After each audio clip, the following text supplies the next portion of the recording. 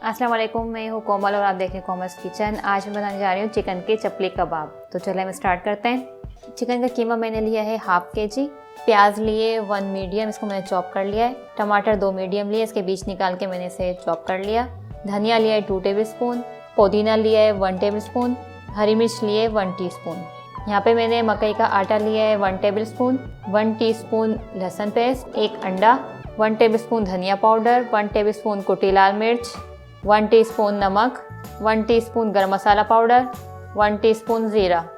Chicken के कीमे में हम ये सारी चीज़ें ऐड कर देंगे। ये सारे मसाले जो मैंने आपको बताए थे ये ऐड करेंगे। मकई का आटा, लहसुन पेस्ट, 1 अंडा मिक्स कर देंगे और अब इसे अच्छी तरह हम मिक्स कर लेंगे। ये हमने मिक्स कर लिया अच्छी तरह। अब हम इसके चपली कबाब बना लेंगे। अब हम चपली कबाब को फ्राई कर रहे हैं।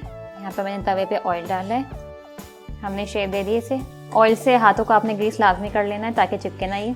हल्की आंच में हमें इसे पकने देना है। इसी तरह हम दूसरा ही बना लेंगे।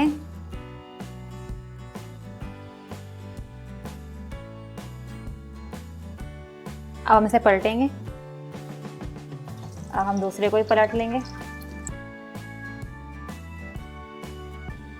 ये देखिए लाइट गोल्डन फ्राई हो गए हैं। थोड़ी देर हमें इसे और फ्राई करने हैं ताकि इनका कलर भी डार्क हो जाए और हमारी चिकन भी गल जाए।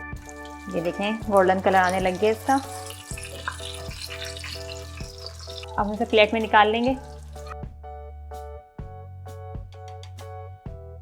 ये लीजिए हमारे मज़ेदार से चिकन के चपली कबाब बिल्कुल रेडी है।